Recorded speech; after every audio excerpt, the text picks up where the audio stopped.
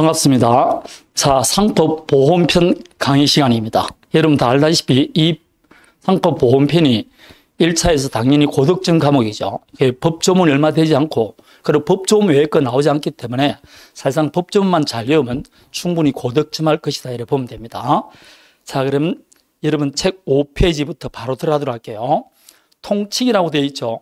이 통칙이라 되어 있는 것은 이제 보험계약이 갖고 있던 의의, 법적 성질인데 순전히 이론적인 것인데 그냥 한번 들어보시면 됩니다. 자, 상법의 보험계약의 의의에 대해서 638조를 보면 당사자 일방은 자, 약정한 보험료를 취급하고 되는데 보험료를 취급하는 사람이 누굽니까? 보험에 가입한 사람이죠. 이걸 우리 책의 기본서에는 보험계약자로 되어 있습니다. 그리고 보험료를 취급하면 당연히 뭐 재산 또는 생명이나 신체에 불확정한 사고 발생할 때 요거에 재산에 붙이는 걸 손해보험이겠죠. 생명이나 신체는 임보험입니다. 그럴 때 상대방은 누굽니까? 보험금을 취급하는 회사니까 보험회사겠죠.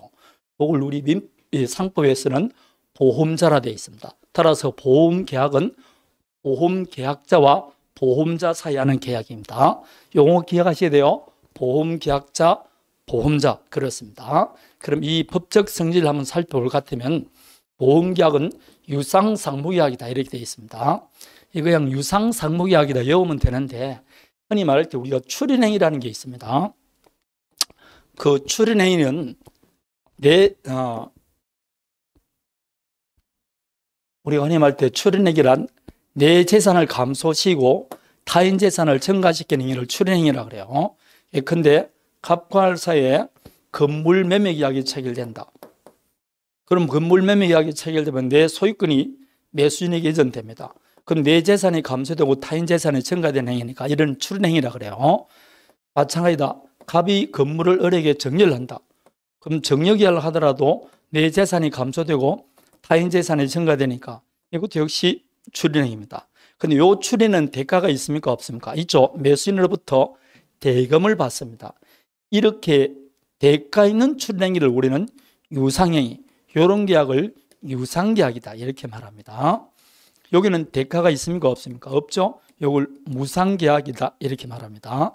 그럼 우리는 당연히 보험금 취급하는 대신 보험료를 받다, 그러니까 우리 보험회사에서는 보험금을 취급하는 대신 보험료를 받으니까 대가 있죠.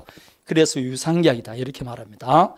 다음에 양 당사자는 이렇게 보험 가입자는 즉 보험계약자는 보험료를 취급해야 되고 보험자는 보험금을 취급해야 되겠죠. 양채무가 있는데 이 양채무가 서로 대가제의 교환적입니다.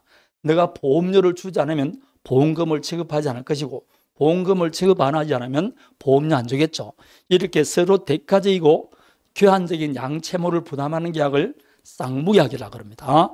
그래서 보험계약은 유상상무계약이다. 그래서 무상이다 그러면 틀리겠죠. 편무다 그러면 틀리는 겁니다.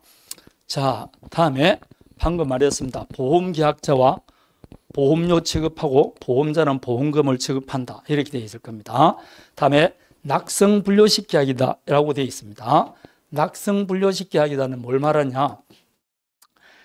보험계약이 성립하기 위해서는 보세요. 이게 약속만 하면 효력이 생긴다라고 되어 있지 않습니까? 이렇게 약속만 하면 성립된다. 이걸 다른 말로 하면 보험계약을 체결하고 싶습니다 라고 청약을 합니다. 그러면 청약이 있으면 보험계약자가 청약을 하겠죠. 그러면 보험자가 즉 보험회사에서 승낙을 합니다.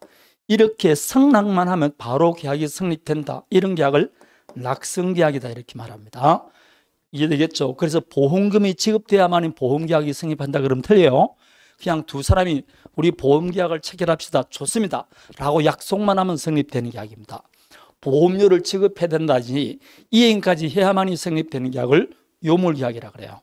우리는 요물계약이 아닙니다. 약속만 하면 승낙만 하면 계약이 성립됩니다. 그걸 줄여서 뭐란다? 낙성계약이라고 합니다. 다음에 계약을 체결할 때 특별한 방식으로 하지 않습니다. 그래서 분료식 계약이다 이렇게 말합니다. 요 두 가지가 우리 시험에 가끔 나옵니다. 낙성, 분료식, 유상, 상무계약이다. 다음에 계속적 계약성이다 라고 되어 있을 겁니다. 여러분 책 5페이지 제일 밑에 보면 4번에 계속계약성이라고 나와 있지 않습니까? 자, 이 말은 채무이행이 한 번만 내서 끝나는 게 아니고 일정 기간 계속돼야 됩니다. 즉 보험료도 한 번 납부해야 됩니까? 일정 기간 계속 납부해야 됩니까? 계속 납부해야 되겠죠. 그래서 그 계속성이 보험 기간 중 양채무가 일정 기간 계속적 채무를 부담하니까 이런 계약을 계속적 계약이다 이렇게 말합니다. 여러분 책에 나와 있는 겁니다. 보험 기간 중 권리의무가 계속 유지되니까 계속적 계약이다 이렇게 말합니다. 다음에 상행위성이다 말이 있을 겁니다.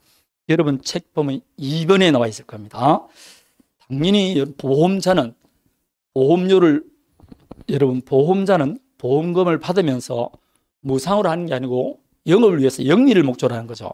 그래서 이거는 영리 목적이지 무상 목적은 아닙니다. 그래서 이게 상행에 해당되는 겁니다. 상행이란 영리를 목적으로 하는 행위를 말합니다. 그래서 영리를 목적으로 하는 기본적 상행이다 이렇게 말합니다. 자, 영리를 목적으로 하는 것이다. 이걸 다른 말로 영업성이다 이렇게도 말합니다. 상행위성, 영업성 그렇습니다. 다음에 나오는 게 자, 사행행위성이라는 게 또 나옵니다.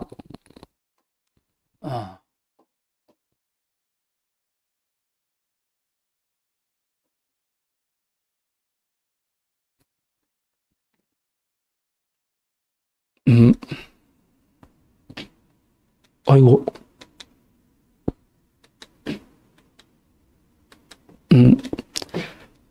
다음에 거기 5번을 보도록 하겠습니다. 부합계약성 되어 있을 겁니다. 여러분 책에는 뒤쪽에 보면 나와 있습니다. 뒤쪽에 보면 부합계약성 되어 있죠. 이건 나중에 우리가 공부할 건데 보험자는 즉 보험회사는 다수 보험계약자와 계약을 체결합니다.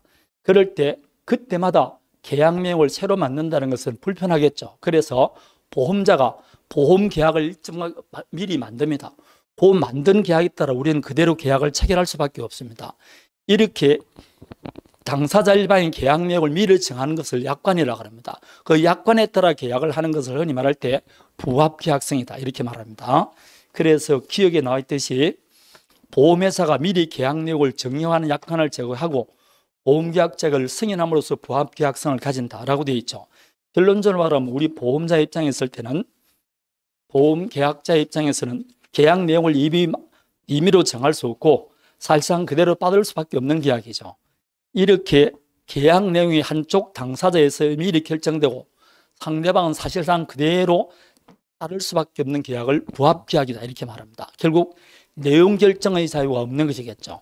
그 내용 결정의 자유가 없다 이렇게 말합니다.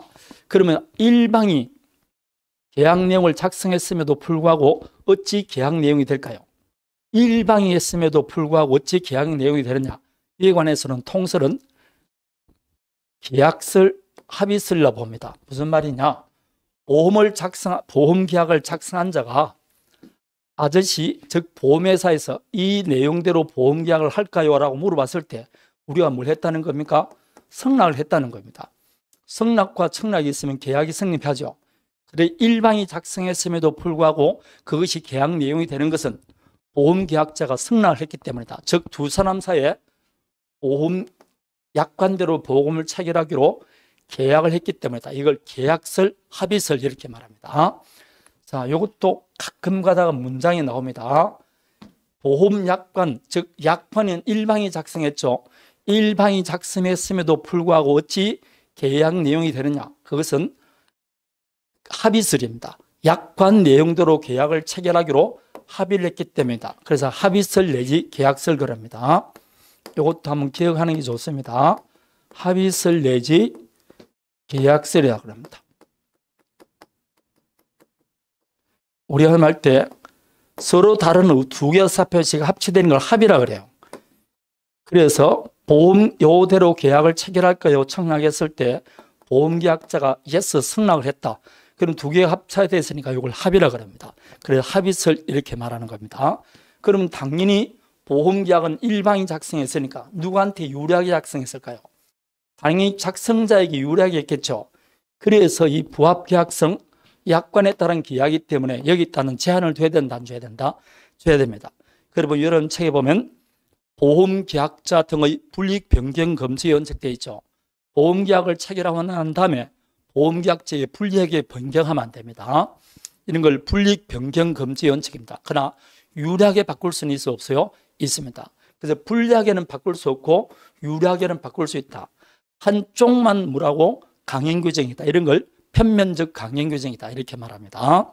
다음에 보험 내용은 보험자가 작성했기 때문에 그 내용이 뭔지 모르겠죠. 그래서 보험약관을 교부하고 중요한 내용을 명시 설명하라 되어 있습니다. 이게 다 부합계약성에서 나오기 때문에 그렇습니다. 다음에 보험계약 내용이 불무병하다. 약관 내용이 불분명하다. 그러면 작성자 불이익의 원칙, 고객 유리하게 해석해야 됩니다. 작성자 불이익 원칙 혹은 고객 유리 해석의 원칙, 이런 게 다 무슨 계약을 했기 때문에 그렇다? 부합계약이기 때문에 나오는 이론들입니다. 요거 나중에 다 배울 겁니다. 이런 것이 나오는 이유가 보험계약이 무슨 성을 갖기 때문에 부합계약성을 띠고 있기 때문에 그렇다. 이렇게 말하는 겁니다. 다음에 선의계약성입니다. 여러분 책에 보면 도로 앞으로 가보면 7페이지 보면 선의계약성 되어 있죠. 그래서 이 보험계약은 사행행위를 갖고 있기 때문에 그게 보험사고가 날지 안 날지 모르지 않습니까? 그래서 여러분 책을 보면 5페이지를 보십시오. 그게 사행행위성이라고 나와 있을 겁니다. 있습니까? 그 보험계약은 우연한 사고를 기출해서 보험자의 보험금이 지급되는 계약으로 도박과 유사한 사행행위성을 따른다 되어 있잖아요. 보험사고가 날지 모를지, 근데 도박도 마찬가지입니까? 우연히 이길지 아닐지 모르는 것에 들지 않습니까? 이렇게 보험계약이라는 자체가 기본적으로 사행행위성을 갖고 있습니다. 여기서 이제 문제가 되는 거죠. 자, 7페이지를 펴보십시오. 당연히 여러분 7페이지를 펴보면 선의계약성 되어 있죠. 보험계약은 사행행위를 갖고 있기 때문에 악용할 여지가 있다는 겁니다. 그래서 착한 마음을 가지고 보험계약을 체결해야 된다. 이걸 선의계약성이라고 합니다. 예컨대 내가 지금 암에 걸려 있음에도 불구하고 숨기고 생명보험계약에 체결한다든지, 차에 결함이 있음을 알면서도 숨기고 했다. 이렇게 되면 악의성을 갖고 있죠. 그렇게 체결해서는 안 된다는 뜻입니다. 이런 걸 역선택이다 이렇게 말합니다. 나중에 타협하는 겁니다. 보험에 가입하는 사람들이 오히려 사고가 날 많은 사람들이 가입한다는 겁니다. 원래는 우연한 기회에 우연한 사고를 번보로 하는 게 보험계약인데 오히려 그렇게 보험사고가 많이 날 사람들이 선택한다. 이런 걸 흔히 역선택이다 이렇게 말합니다. 이런 것이 나타날 확률이 있다. 아니면 고의로 보험사고를 내는 거 많죠. 그래서 뭐 생명보험계약에 체결하고 난 다음에 고의로 사고를 켜서 보험금 찾는다는 거 굉장히 많지 않습니까? 이렇게 해서는 안 된다. 그래서 이걸 선의계약성이다 이렇게 말합니다. 만일 이게 보험계약에서 만연화되면 보험계약 전관을 해치기 때문에 보험제도가 유지될 수 없습니다. 그래서 특별히 보험가입자에게 윤리성, 신의성실의 원칙 등이 요구되는 겁니다. 이게 무슨 계약성이다? 선의계약성이기 때문에 그렇다. 이렇게 말을 하는 겁니다. 이해되겠습니까? 그래서 나중에 선의계약성이 있기 때문에 그걸 기초로 우리 상법에 뭐가 규정되어 있냐면 만일 보험에서 보험 위험이 증가했다. 그럴 때는 고지 의무를 해야 됩니다. 고지 의무를 위반했다. 그럼 계약을 해지할 수 있는 것이고 위험 변경이 증가됐다. 그래도 통지를 해줘야 됩니다. 이런 것들을 위반하면 계약을 해지할 수 있게 만들어주는 겁니다. 이해되겠죠? 선택을 못하게 하게 만드는 겁니다. 이런 것들이 뒤에 나오는 이유가 보험계약은 선의계약성 때문에 그렇다. 이렇게 말을 하는 겁니다. 되겠죠? 다음에 여러분 기본세는 6페이지 7번 사회성 공공성이라고 말이 있을 겁니다. 아까 보합계약에는 계약 내용이 아까 제가 설명 안 했죠? 설명했습니다. 부합계약이란 계약 내용이 당사자 한쪽에서 미리 결정되고 상대방 계약 내용의 결정을 자유를 갖지 않는 계약이다 되어 있을 겁니다. 그래서 조금 전에 보험계약자 불이익 변경 원칙, 보험약관은 명시 설명해 줘야 되고, 다음에 보험계약 획성할 때 작성자 불이익 원칙이라고 그랬어요. 다음에 선의계약성 가지라고 그랬습니다. 보험계약자가 선한 의도를 가지고 보험계약에 의해야 된다. 그렇지 않으면 도덕재해 등이 있으면 당연히 문제가 생기겠죠. 그런 거 선의계약성이다 이렇게 말합니다. 그래서 아까 고지의무 위반하다, 위험 변경 증가가 위험했을 증가했을 때 통제라 이런 거 하지 않으면 계약을 해지할 수 있게 만들어두는 것들입니다. 다음에 사회성 공공성이라고 있는데 여러분 책에 나와 있듯이 보험제도는 당연히 사회 일반의 이해관계를 맺고 있죠. 그리고 공공질서와 관계도가 있습니다. 그래서 보험계약 자체가 어느 정도 사회성과 공공성을 가지고 있다 이렇게 말을 하는 겁니다. 그냥 이 정도만 그냥 읽어주시면 됩니다. 다음에 단체성이라고 나와 있을 겁니다. 자, 이게 이제 무슨 말이냐 하면 단체 계약성이라 말이 있는데 여러분 책에는 완전히 인적 계약성에 부합 계약성 되어 있고 단체 계약성은 말은 없죠. 이게 무슨 뜻인가 하면 보세요.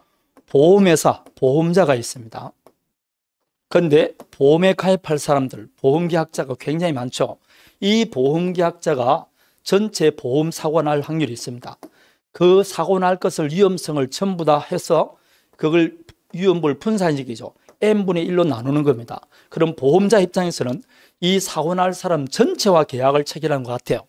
그래서 단체성을 가진다 이렇게 말합니다. 보험계약은 일종의 보험계약자 개개와 계약하는 게 아니고 이런 사고를 가진 여러 사람하고 단체로 계약을 하는 것과 같다는 성질을 갖다 해서 단체 계약성이다 이렇게 말을 하는 겁니다. 이게 보험계약의 여의라 보면 됩니다. 제일 처음에는 잘 안 외워지더라도 하나하나 좀 보시면 됩니다. 자, 이게 보험계약의 성질입니다. 여러분 책 8페이지를 펴보면 그게 문제를 보십시오. 보험계약의 성질이 아닌 것 되어 있죠. 네, 그게 시험에 나온 겁니다. 낙성계약이다. 맞죠? 근데 무상이라 되어 있잖아요. 벌써 틀렸겠죠. 유상 상무계약 아닙니까? 불료식 계약이고 선의계약이다. 이렇게 말합니다. 다음에 2번 문제도 4번을 보니까 보험계약은 요물계약이다. 벌써 틀렸지 않습니까? 낙성계약이라고 그랬습니다. 그래서 2번을 보십시오. 청약과 성락이 합치되면 계약이 바로 성립된다.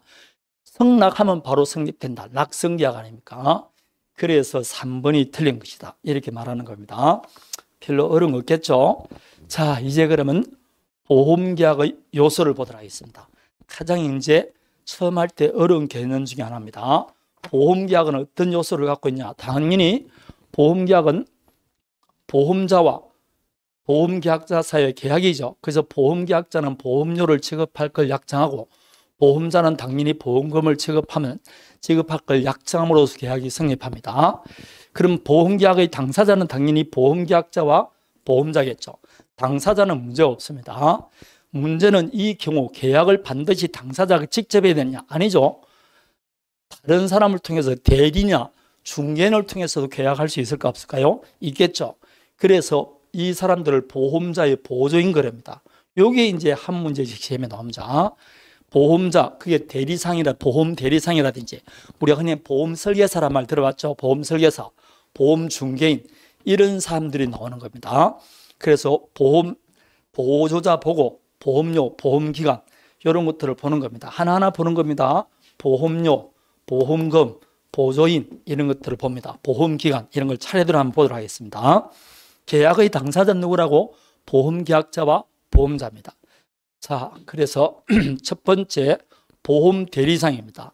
여러분 이 대리는 본인을 대신해서 행위를 합니다.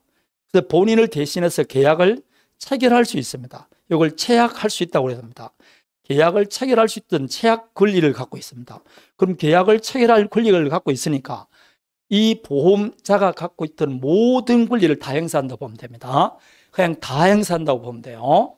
그래서 보험 대리상은 일정한 보험회사를 대리해서 보험금을 수령하고 보험금을 계약을 마고 체결을 영업을 하는 독립된 상인입니다. 이 사람도 영리를 목적으로 하는 건 맞습니다. 하지만 뭐라고? 일정한 보험회사에서 소속된 독립하는 상인인데 이거 할 수 있는 사람, 이거 할 수 있는 게 보험자를 완전히 대리하는 겁니다. 항상 기억해야 됩니다. 보험상은 모든 걸 다 할 수 있다. 이렇게 기억하시면 됩니다. 모든 걸 다 할 수 있다. 여러분 책에 보면 9페이지 제일 밑에 나와 있죠.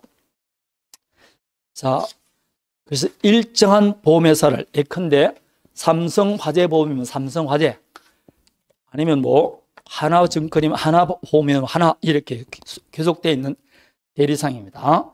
자, 그러면 여기서 중요한 거 보험 대리상의 권한인데 다 할 수 있습니다. 그래서 보험료를 수령할 수도 있고, 당연히 보험증권 발행할 수, 바로 보험자가 작성한 보험증권을 보험계약자에 교부하는 겁니다. 이런 것은 보험증권은 보험회사에서 발행하겠죠. 다음에 보험계약자로부터 의사표시를 수령할 수 있는 권한. 이 보험계약자로부터 보험자가 수령할 수 있는 모든 권한을 누가 할 수 있다? 보험대리상이 가입니다. 두 번째, 보험자가 할 수 있는 의사표시를 전부 다 보험 대리상이 다 할 수 있습니다. 그래서 의사표시를 수령할 권한도 있고 의사표시 항의도 있습니다. 전부 다 가지고 있다 이 말 같습니다. 이해되겠습니까? 다 가지고 있다 봅니다. 다만 법조문에 이제 보험 대리상의 권한을 제한할 수가 있습니다. 그래서 권한 중 일부를 제한할 수 있다. 다만 제한하더라도 일반인이 제한되는지 안 되는지 모를 수 있지 않습니까? 그래서 그러한 권한은 선의의 보험계약자에게 대항하지 못한다라고 되어 있습니다. 이것도 기억해야 되겠죠. 보험 대리상의 권한을 일부 제한할 수 있다. 그렇지만 그 제한을 하더라도 이걸 모르는 선이라는 건 모르는 사람을 말합니다. 어떤 걸 아는 걸 악이라 그러고 모르는 걸 선이라 그래요. 그래서 몰랐다, 이걸 선이라 그럽니다. 그럼 권한 일부가 제한된 걸 몰랐던 보험계약자에게는 대항할 수 없다, 이렇게 되어 있습니다. 이게 보험 대리상에 관한 겁니다. 시험에 자주 나오니까 꼭 기억하셔야 됩니다. 다음에 보험 설계사입니다. 이것도 특정한 보험자를 위해서 계속적으로 보험계약 체결을 뭐한다? 중개하는 사람입니다. 따라서 중개하기 때문에 직접적인 계약을 체결할 권한은 없습니다. 그래서 체결할 권한은 없습니다. 보험 설계사는. 그래 당연히 독립된 상인이 아니고 보험계약 체결할 대리권이 없습니다. 보험계약 체결 대리권이 없습니다. 이게 보험 대리상하고 달리는 점입니다. 자, 그래서 일단 봅니다. 보험계약을 체결할 권한이 없으니까 보험계약자로부터 의사표시를 수령할 권한이나 의사표시할 권한이 없습니다. 그럴 권한은 없습니다. 의사표시권도 없고 의사표시를 수령할 권한도 없습니다. 다만 보험자가 작성한 보험증권을 교부해 줄 수는 있어요. 보험자가 직접 교부하지 않고 보험 설계사를 통해서 보험증권 교부할 수 있습니다. 두 번째 많이 나오는 게 이 보험료 수령권인데, 보험료도 수령할 수 있느냐? 원칙은 안 돼요. 안 되는데 보험자가 작성한 영수증을 보험계약자에게 교부하는 경우에는 보험금 수령할 수 있습니다. 보험회사가 작성한 영수증을 교부할 때, 그럴 때는 보험료를 수령할 권한이 있습니다. 이건 꼭 기억하셔야 됩니다. 원래는 보험료를 수령할 건 없지만 영수증을 교부할 때는 수령할 수 있습니다. 보험증권은 당연히 교부할 수 있습니다. 이게 보험 설계사의 권한입니다. 이게 작년에 시험이 나왔죠. 자, 다음에 보험중개사입니다. 이 보험중개사는 불특정 보험회사, 즉 여러 보험회사입니다. 여기 위에처럼 특정 보험회사를 하는 게 아니고 여러 보험회사의 보험계약 체계를 중개하는 사람입니다. 우리가 흔히 말할 때 내가 지금 보험을 갖고 있는데 이 보험이 여러 개 있다. 이 보험이 너무 여러 개 흩어진 것 같다는 게 좀 곤란하다. 그래서 흔히 보험 설계사한테 가가지고 지금 보험이 이렇게 있는데 어떻게 할까요? 그렇게 말하면 나중에 이 보험은 하지 말고 이 보험은 이 회사에 들고 이 보험은 이 회사에 얼마 드세요, 이렇게 말하는 사람 있죠. 그 사람이 보험중개사입니다. 흔히 사무실을 두고 하는 사람들입니다. 그래서 불특정 여러 보험회사를 상대로 중개를 한 자입니다. 중개를 한 자니까 전혀 계약 체결 권한이 없습니다. 그러니까 뭐 계약 체결을 할 권한이 있거나 의사표시를 고지하거나 수령할 거나 아무것도 없습니다. 보험료 수령권 이런 것도 인정되지 않습니다. 그냥 소개해 주는 사람에 불과한 겁니다. 이게 보험중개사입니다. 자, 여러분 책에 보면 보험중개사까지 오른쪽 11페이지 박스 안에 나와 있죠. 요 내용입니다. 요 아직까지 내용은 시험에 잘 나오니까 좀 기억하시기 바랍니다. 자, 그러면 보험이라는 게 있습니다. 여러분 책에 보면 11페이지 박스 안에 보험이가 있죠. 어디에서 많이 들었지 않습니까? 임보험에서. 근데 생명보험이나 암보험 같은 거에 가입하려고 그러면 특정 보험회사로 위촉을 받아서 피보험자의 건강 상태를 검사해서 그 결과를 보험회사에 알려주는 의사를 말합니다. 보험이라 그러죠. 이 보험인은 당연히 보험계약 체결할 권한은 없겠죠. 의사니까. 다만 보험계약자로부터 몇 년도 암 수술한 경험이 있다 이런 걸 고지하면 그 수령할 권한이 있겠죠. 그래서 보험계약자가 의사를 고지했을 때 그걸 수령할 권한은 있다. 이런 이야기입니다. 그거 외에는 없습니다. 뭐 이거는 고지 수령권이 있다는 게 뭐 특별히 어려운 건 아니고 요게 보험의가 갖고 있는 권한입니다. 자, 여기까지가 보험 보조자에 관한 이야기입니다. 자, 그러면 보험 보조자 정리를 한번 해봅니다. 보험 대리상은 다 적고 있습니다. 보험금요 수령할 수도 있고, 다음에 보험증권 교부할 수도 있고, 보험증권은 보험자가 작성합니다. 교부 권한이 있다는 겁니다. 다음에 보험계약자로 의사표시를 수령할 권한도 있습니다. 청약, 취소, 해지 이런 거 다 수령할 권한이 있다. 또 보험자를 대신해서 의사표시할 권한도 있습니다. 계약을 체결하거나 변경하거나 해지할 권한 다 갖고 있습니다. 다음에 보험설계사는 보험증권은 교부해 줄 수 있죠. 보험증권 교부해 줄 때 보험료는 방금 말했죠. 보험자가 작성한 영수증을 교부할 때만 가능합니다. 나머지 계약을 체결할 권한은 없습니다. 보험중개사는 아무것도 없습니다. 다음에 보험인은 고지 수령권은 있다. 이렇게 되어 있습니다. 자, 요걸 가지고 몇 번 외우다가 보면 요것만 보면 이해가 될 수 있습니다. 자, 그러면 작년에 나왔던 문제 한번 살펴봅니다. 오랜만에 보험 설계사의 권한이 나왔어요. 보험 설계사의 권한입니다. 보험계약자로부터 고지에 관한 의사표시를 수령할 수 있는 권한 있습니까? 방금 말했죠. 보험 설계사는 다른 권한은 없습니다. 보험증권을 교부하거나 영수증을 교부했을 때 보험금 수령할 권한이 있지 계약을 체결할 권한이 없습니다. 따라서 보험계약자로부터 의사표시를 수령할 권한 당연히 없습니다. 두 번째, 보험료를 영수증을 교부하지 않고 보험료를 수령할 수 있습니까? 없지 않습니까? 이건 뭘 교부할 때? 영수증을 교부할 때 보험료 수령할 권한이 있는 겁니다. 다음에 보험증권 교부할 권한은 당연히 있겠죠. 다음에 의사표시 이런 거 안 됩니다.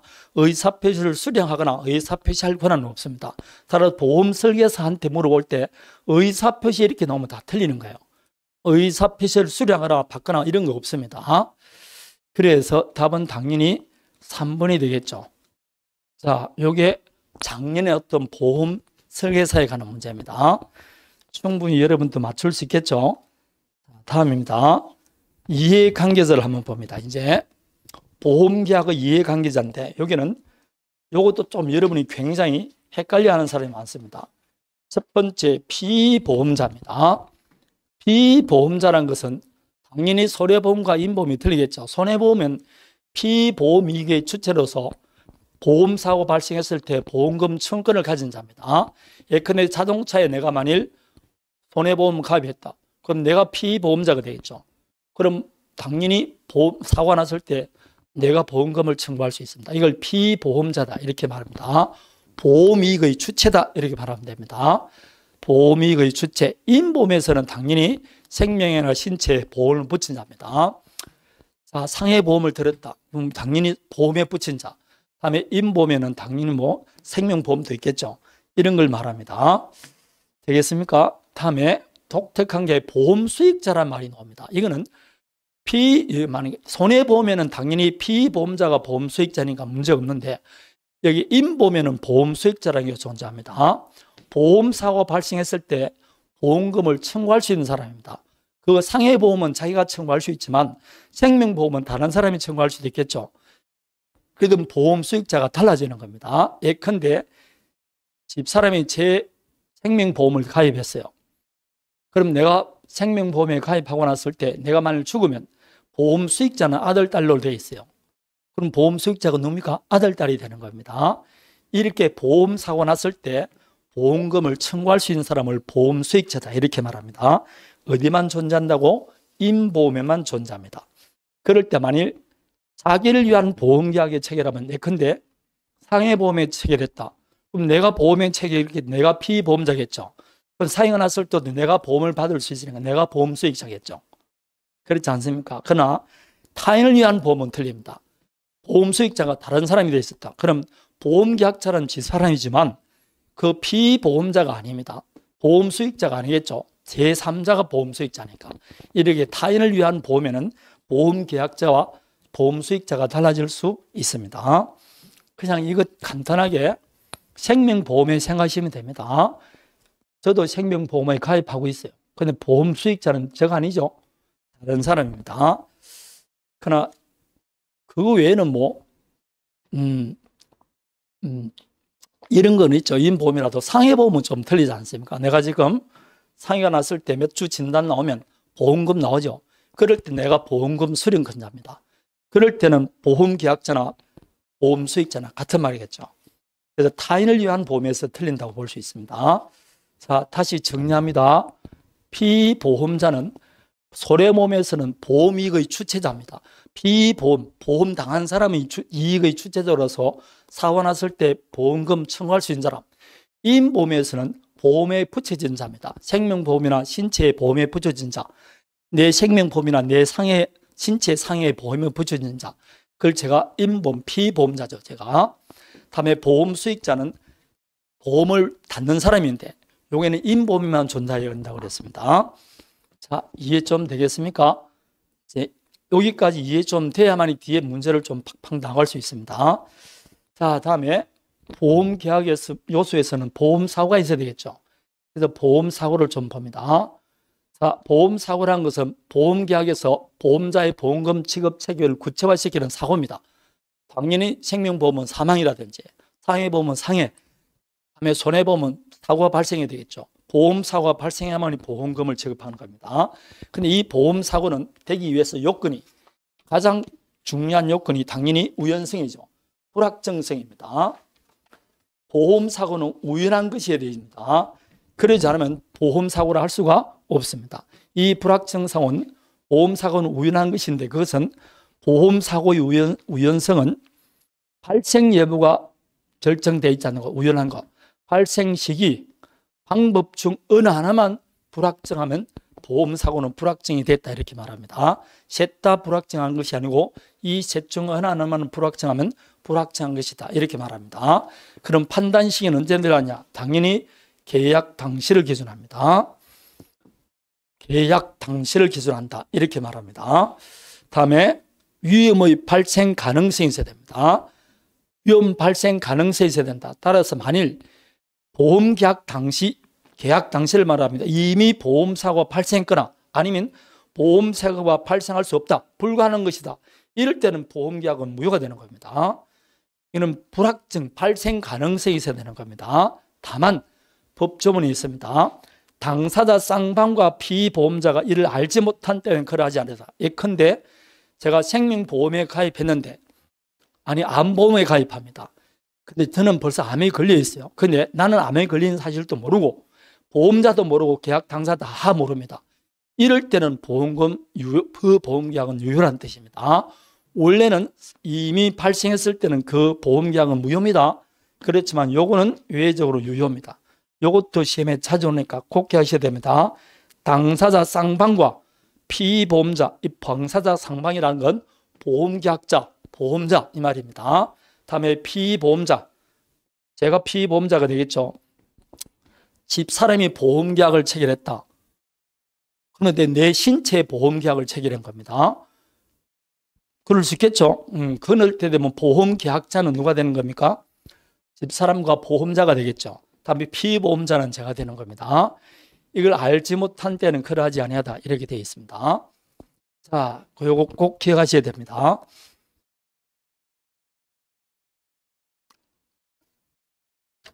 자, 그게 여러분 12페이지 발생 가능성 그게 나오는 이야기입니다. 다음에 특정성입니다. 보험사고와 범위가 특정돼야 되지 특정되지 않으면 뭐라고? 보험사고 범위를 구체적으로 못하면 너무나 뭐라고? 보험 범위를 벗어나 있다면 안 되겠죠. 그래서 보험사고의 범위가 특정돼야 된다. 그래서 뭐 화재보험, 화재보험 우리도 신체보험 때 할 때 보험계약할 때 무슨 된다고 이렇게 열일이 열하지 않습니까? 이게 다 보험사고를 특정한 것이라 볼 수 있습니다. 자, 다음에 다음에 그 사고가 적법해야 됩니다. 고의나 과실에 의해서 중대한 과실로 보험사고가 발생하면 보험금 지급하지 않습니다. 그래서 자해를 한다든지 스스로 뭐라고 남의 살인을 한다든지 이럴 때는 보험사고가 안 나오겠죠. 보험사고가 적법해야 된다는 겁니다. 다음에 보험사고 발생했으면 당연히 지체 없이 보험자에게 통지를 해야 됩니다. 보험계약자나 피보험자 또는 보험수익자가 통지를 해야 되고 통지받으면 그때부터 보험자의 책임이 발생하는 겁니다. 그래서 지체 없이 통지한다. 통지는 누가 합니까? 보험계약자, 다음에 피보험자 또는 보험수익자 다 통지를 합니다. 자, 이게 보험사고입니다. 보험사고. 당연히 이 두 개가 중요하겠죠. 보험사고. 자, 다음에 지금 보험계약의 요소를 보는데 마지막 보험의 목적입니다. 보험의 목적인 당연히 그 보험의 목적이란 보험사고 발생의 대상을 말합니다. 자동차 보험은 자동차일 것이고 뭐 건물 화재 보험은 건물이 되겠죠. 인보험은 사람이겠죠. 당연히 손해보험 물건이나 재산이다 이렇게 볼 수 있습니다. 자, 여기서 이제 조금 독특한 게 피보험이익이라는 게 나옵니다. 요거 나중에 뒤에 다 공부할 겁니다. 피보험이익이라는 것은 근데 여러분 위에 걸 보기 전에 먼저 빚어보십시오. 사고 발생 시 손해를 볼 수 있는 경제적 이익입니다. 예컨대 자동차가 하나 있어요. 만약 자동차가 사고 나서 완전히 폐쇄됐다. 부서져서 더 이상 사용할 수 없다. 그러면 이 손해를 볼 때 자동차가 1억 같으면 다시 하려고 그러면 1억 필요하겠죠. 그럼 이게 뭐라고? 피보험이익입니다. 사고 발생 시 손해를 볼 수 있는 경제적 이익입니다. 그래서 자동차 운전자가 갖고 있는 차량 운행으로 한 이익입니다. 내가 이 자동차를 운전함으로써 내가 누리는 이익, 이게 뭐라고? 우리가 말하는 피보험이익입니다. 이게 보험계약의 목적이 되는 겁니다. 그래서 유식하게 말하면 바랍니다. 보험 목적물이 물건이나 재산으로부터 금전상 이익을 얻을 수 있는 가능성입니다. 거꾸로 말하면 보험 사고가 났을 때 보험계약자가 아무리 손해하더라도 1억 이상 손해 날 리가 있습니까? 없습니까? 없죠. 왜냐하면 이 보험의 목적이 뭐라고? 보험사고의 대상이 되는 목적이 피보험이익이 1억밖에 안 되니까 이런 걸 말합니다. 사고 발생 시 손해를 입을 수 있는 경제적 이익입니다. 그럼 보험계약 체결할 때 이 이익 이상은 보험계약 체결하면 될까 안 될까요? 안 됩니다. 그걸 나중에 보험금액과 보험가액에 대해서 초과보험이란 말이 여기서 나오는 겁니다. 최대한 이익을 수 있는 경제적 이익을 말합니다. 자, 그래서 이걸 상법에서는 뭐라 하냐면 피보험이익은 보험계약의 목적이다 이렇게 되어 있습니다. 보험의 목적이 아니고 보험계약의 목적이다 이렇게 되어 있습니다. 피보험이익은 보험계약의 목적이다. 그럼 보험자가 나중에 보상을 하더라도 이거 이상은 보상해 줄 필요 있습니까? 없습니까? 없죠. 이게 보험자의 보상 한도가 되는 겁니다. 그래서 예컨대 건물 3억짜리에 내가 만일 화재보험에 가입했다. 그러면 화재가 나서 전소가 되더라도 내가 손해입은 거는 얼마밖에 안 됩니까? 3억밖에 안 되겠죠. 피보험이익이 3억이다 이렇게 말합니다. 그럼 보험회사에 나중에 보험금을 지급하더라도 3억 이상은 지급할 필요가 없는 겁니다. 이런 것들이 말입니다. 자, 이해되겠죠? 그냥 간단하게 생각해야 됩니다. 그냥 자동차 가입하면 자동차 가격, 아파트를 가입했으면 아파트 가격 이렇게 생각하십니다. 그걸 피보험이익이라고 합니다. 되겠습니까? 보험의 목적은 틀립니다. 보험의 목적은 자동차를 말하는 것입니다. 자, 그러면 이게 피보험이익 이렇게 말하는 것이 보험 목적입니다. 보험 목적을 다시 조금 더 상세히 설명한 거 여러분 책 13페이지 보면 보험의 목적에서 박스가 나와 있을 겁니다. 손해보험은 방금 말했듯이 주택, 상가, 선박, 기계 이런 것들이겠죠. 구체적인 물건입니다. 그 외에 채권도 보험에 가입할 수 있을까 없을까요? 있죠. 피보험자의 책임도 보험의 목적이 될 수 있습니다. 예컨대 보험회사에서 다시 재보험 들 수 있습니까? 없습니까? 있습니다. 그럼 보험회사의 책임을 다시 보험회사에 또 드는 거죠. 이렇게 피보험자의 책임도 보험의 목적이 될 수가 있다 이렇게 말합니다. 제한이 없다는 거죠. 집합된 물건 일괄해서 보험 목적으로 할 수도 있습니까? 없습니까? 있습니다. 자, 주택에 있는 주택의 건물을 화재보험에 가입했다. 그럼 그 화재보험에 가입했을 때는 거기에 뜻이 가죽이나 사용인의 물건도 보험의 목적에 포함되게 안 되게 포함됩니다. 되어 있습니다. 다음에 백화점에서 물건의 보험에 가입했다. 그럼 백화점 물건은 팔리고 새 물건은 계속 들어오겠죠. 이게 유동성이 있습니다. 그게 3번입니다. 집합된 물건을 일괄해서 보험의 목적으로 하실 때 그 속한 물건이 보험기한 중 수시로 교체되는 경우에도 보험 발생 시 현존한 물건은 보험의 목적이 될 수 있는 겁니다. 이렇게 수시로 변경이 되더라도 보험에 가입할 수 있고 가능합니다. 그것 다 보험의 목적이 될 수 있습니다. 공장을 만일 화재보험에 가입했다. 공장 기계는 만들었으면 다시 팔리고 재료는 계속 들어오겠죠. 이렇게 보험의 목적물이 계속 변동이 됩니다. 그래도 보험의 목적으로 할 수 있다. 이렇게 말하는 겁니다.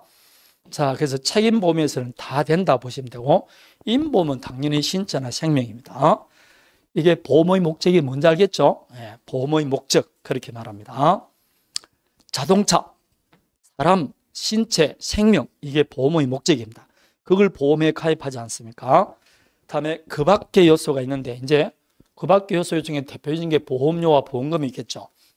보험료는 당연히 보험계약자가 보험자에게 지급하는 금액이고 보험금은 보험자가 즉 보험회사가 보험사고 시 발생하는 개념을 말합니다. 다음에 보험가액과 보험금액이 있는데 좀 전에 피보험이익이라고 그랬죠. 요 피보험이익을 다른 말로 뭐라 그런다? 보험가액이라고 합니다. 자, 자동차 1억짜리겠다. 건물 3억짜리가 있다. 그러면 만일 자동차가 파손됐다. 건물이 화재로 전세됐다. 할지라도 내가 입은 최대 손해는 3억 1억밖에 안 되겠죠. 요걸 피보험 가액이라 그러고 요걸 다른 말을 뭐란다? 보험 가액이라 그럽니다. 그럼 보험자가 나중에 보험금을 지급하더라도 이 보험 가액 이상은 지급할 필요가 없겠죠. 그래서 요걸 보험 가액이라 이렇게 말합니다. 좀 전에 봤던 손해보험에서 피보험 가액이라 말하면 됩니다.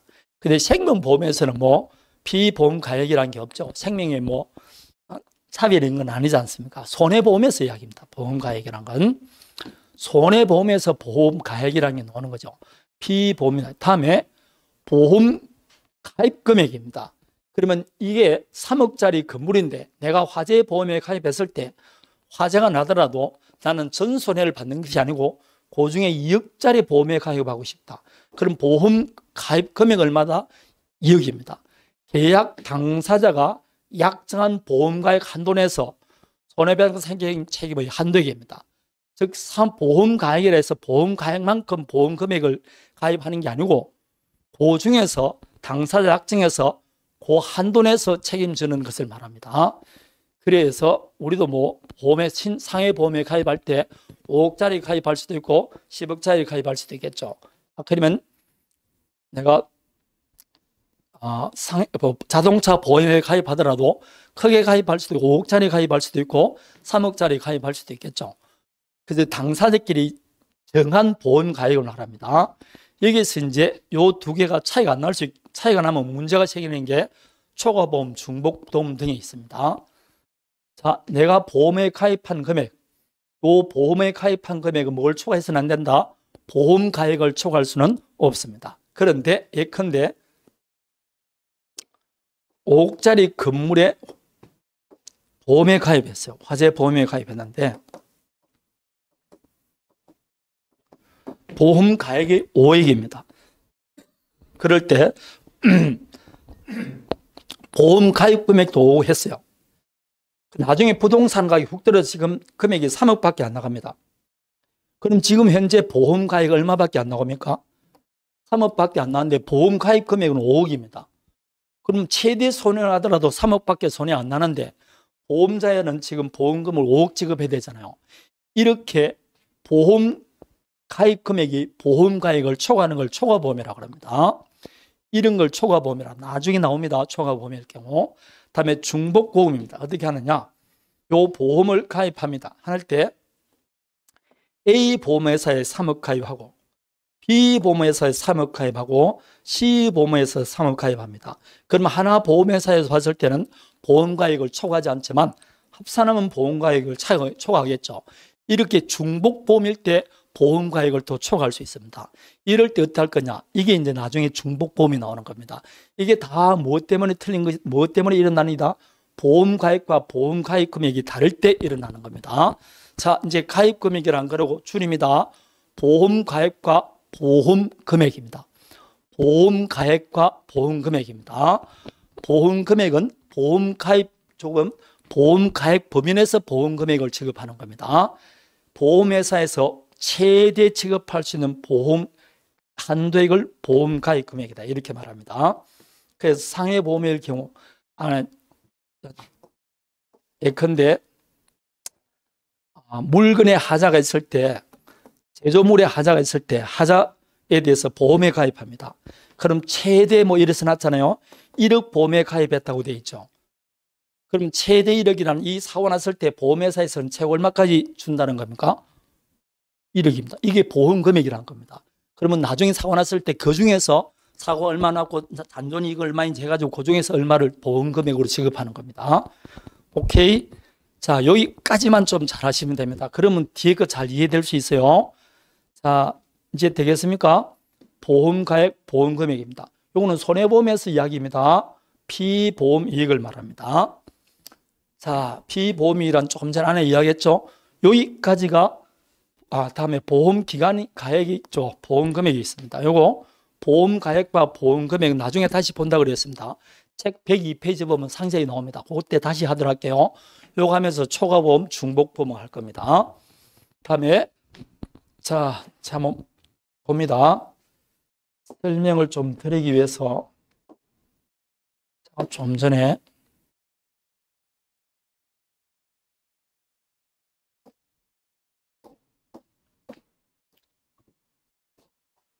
자, 이제 글로서 한번 봅니다.